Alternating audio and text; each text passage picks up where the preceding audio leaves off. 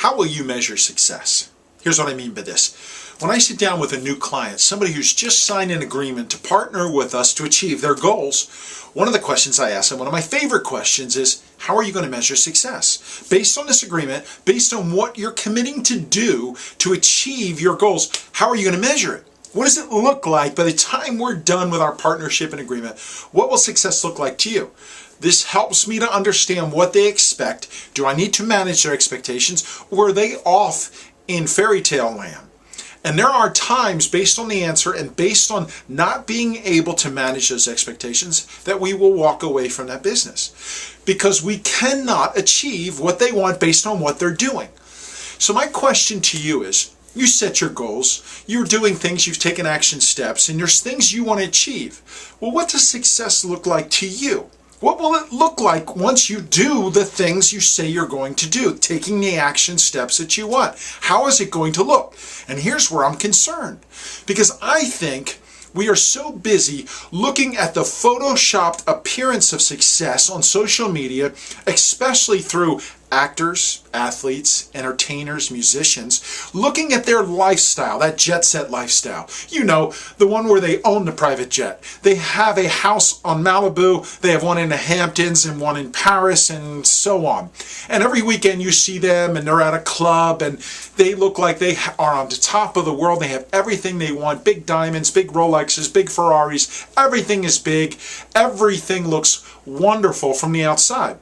They have the appearance of success. But when you do some research, not all, but a majority of these people, their lives have no real value because they're skin deep. Their wealth is skin deep. It only goes financially.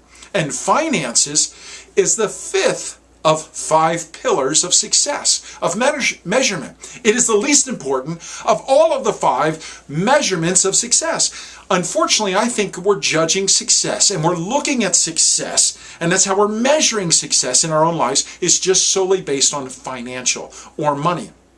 And those 5 pillars, and these are my opinion on what is important in our life or what should be important, and in order of importance. Number 1 is your spiritual life. Number 2 is your relational life, meaning your wife, your spouse, your husband, your friends, family, kids, and so on. 3 is emotional, your mind, will, and emotions. What are you feeding your brain each and every day? What are you listening to? How much drama, distraction are you allowing in and negativity? Number 4 is your physical body. What are you eating? And are you exercising? Are you in shape? And then number 5 is your financial or money. Your job, your career, your bank account, how big your house is, how many bedrooms you have, how many commas are there after your name. That's the least important. But I am concerned that we're focused on that one only, and I think we have to have a balanced success, or we will be somebody who is skin deep, which means money's the only issue that we're looking for, and we have no value or character.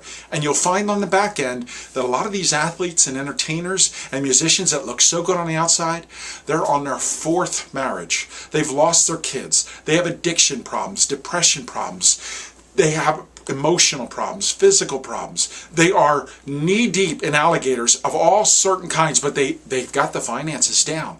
They have the least important of all the important things. So my question to you today, and I think it's a critically important question, is how are you truly measuring success? What's it going to look like for you? And if around your house you have pictures up of all these wonderful things that you want to do and become, and it's all focused on the 5th pillar, finances, I believe you'll get there. The problem is, at what cost? And what are you willing to bankrupt along the way? Because who are you willing to lose in your other 4 pillars that you're not paying attention to? You should have a balance of actions, a balance of your commitment towards those other 4 pillars. As a minimum, you should have a balance of the 5 pillars and not just all focused on the easy pillar or the least important, which is finances. My name is Ed Carcarey, and I love to connect with you. You can find me on my website at edcarcarey.com or look me up on LinkedIn. Let's connect. Find your passion. Find your life.